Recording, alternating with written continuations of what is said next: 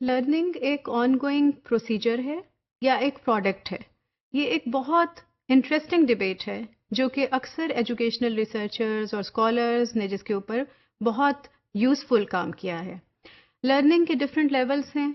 वो आपको मेमोराइजेशन में हेल्प करती है, रिटेंशन में हेल्प करती है। क्या लर्निंग का मकसद सिर्फ और सिर्फ बहुत ज़्यादा नॉलेज हासिल करना है, या लर्निंग का मकसद स्किल्स की इन्हांसमेंट है, या लर्निंग का मकसद हर रोज़ ज़िंदगी में पेश आने वाले वाक़यात को सही तौर पे टैकल करना है। सो इन सब चीज़ों से ही लिंक किए हुए these are the two important points which we are going to discuss now.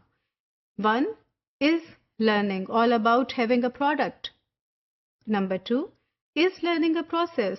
So we need to understand that what is the difference?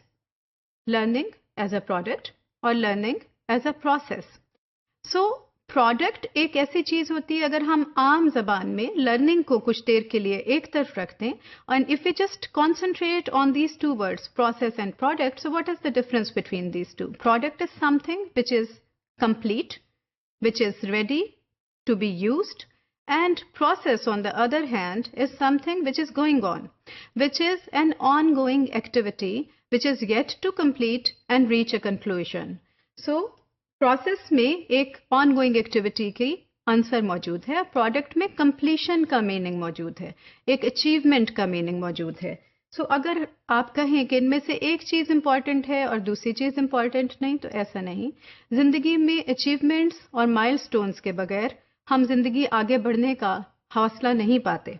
So it's very important to celebrate the little achievements in your life and to have certain products ready in your life at different stages, that yes, it has been accomplished and now I'm ready for the next. But how do you do that accomplishment? How do you reach to that achievement? It's all about having the right kind of process.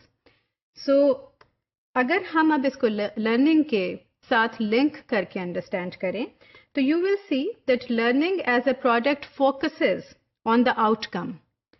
अब outcome किसी भी classroom के environment में या school के environment में अमूमी तौर पे क्या चीज़ होती है? आउटकम हमारे यहाँ आम तौर पे समझा जाता है उन नताइज को, एग्जामिनेशन रिजल्ट्स को, जो कि पूरे साल की मेहनत के बाद में बच्चों को हासिल होते हैं, एक टीचर को हासिल होते हैं, एक स्कूल को हासिल होते हैं, उसके रेपुटेशन के तौर पे, उस सेटिस्फेक्शन के तौर पे और बच्चों के ग्रेड्स के तौर पे। So this can be one example of the outcome within a classroom activity. Number two, it is obvious that if we are talking about the outcome in this manner, तो इसके लिए हमारे जहन में certain benchmark, certain तरह का criteria established होना चाहिए कि हम आखिर वो आउटकम जो पाना चाहते हैं, वो फाइनल प्रोडक्ट जो पाना चाहते हैं, उसका फॉर्मूला क्या है, उसकी स्ट्रैटेजी क्या है, उसकी कैलकुलेशन हमने कैसी की हुई है, उसका क्राइटेरिया क्या है, and do all stakeholders have they been informed or not? Are they aware कि वो क्राइटेरिया और बेंचमार्क्स क्या हैं जिनके अगेंस्ट के उनकी सक्सेस या फेलियर को हम मेजर करने जा रहे हैं, उस आउटकम को मेजर करने जा रहे हैं, उस प्रोडक्ट की यूजफुलनेस या इफेक्टिवनेस को मेजर करने जा रहे हैं।